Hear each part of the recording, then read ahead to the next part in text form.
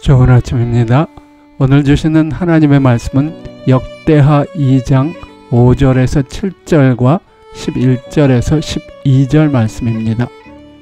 내가 건축하고자 하는 전은 크니 우리 하나님은 모든 신보다 크심이라. 누가 능히 하나님을 위하여 전을 건축하리요. 하늘과 하늘들이 하늘이라도 주를 용납지 못하겠거든. 내가 누구간데 어찌 능히 위하여 전을 건축하리요. 그 앞에 분향하려 할 따름이니이다.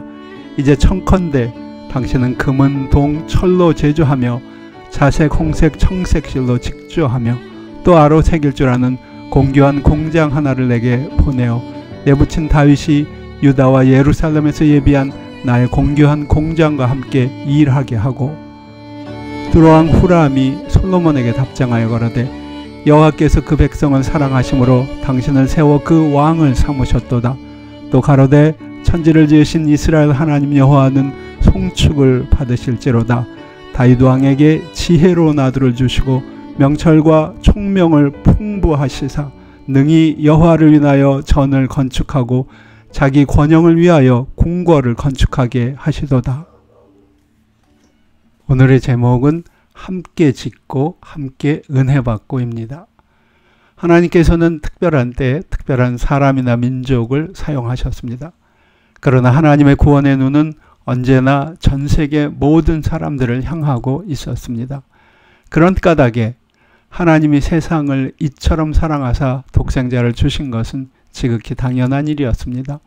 하나님께서 아브라함과 그 자손들을 택하신 것도 그들을 통해 천하 만민을 구원하시기 위한 것이었습니다. 바로 그런 목적을 위해 하나님께서는 이스라엘 백성들과 특별한 관계를 맺으셨던 것입니다.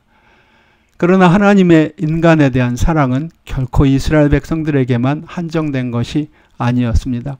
하나님의 사랑에서 제외된 민족과 사람들은 아무도 없었습니다. 우리는 그렇게 열방을 사랑하시는 주님의 모습을 성경의 여러 곳에서 볼 수 있습니다. 하나님은 하나님을 잊어버리고 우상을 섬기던 니느웨 백성들을 잊지 않으시고 요나를 보내셔서 그들을 구원하십니다. 하나님이 이사야 선지자를 통해 주신 예언에는 이스라엘뿐만 아니라 애굽과 바빌론을 비롯한 수많은 열방을 향한 하나님의 관심과 사랑을 볼 수 있습니다. 이사야서 13장에서 23장까지의 말씀입니다.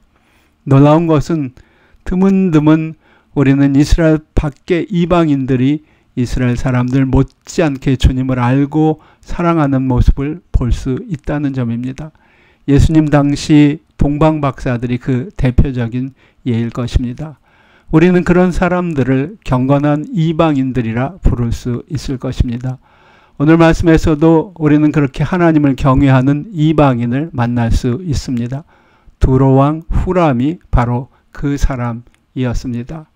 그는 성전을 짓기 위해 도움을 청하는 솔로몬의 요청을 받고 기꺼이 도우며 하나님을 찬양합니다. 그리고 그의 찬양 가운데는 이스라엘의 하나님은 천지를 지으신 하나님이라는 고백도 담겨 있습니다. 그런 까닭에 후람은 기꺼이 성전에 쓰일 보석과 쇠를 다룰 공장 그리고 천을 직조하고 아로 새길 줄 아는 일꾼들을 보내기로 약속합니다.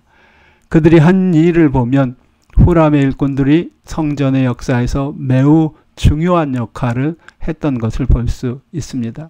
즉 성전은 여러 세대의 이스라엘 백성들이 힘을 합쳐 지었을 뿐만 아니라 또 여러 나라가 성전 건축의 역사에 함께 했던 것을 볼 수 있습니다.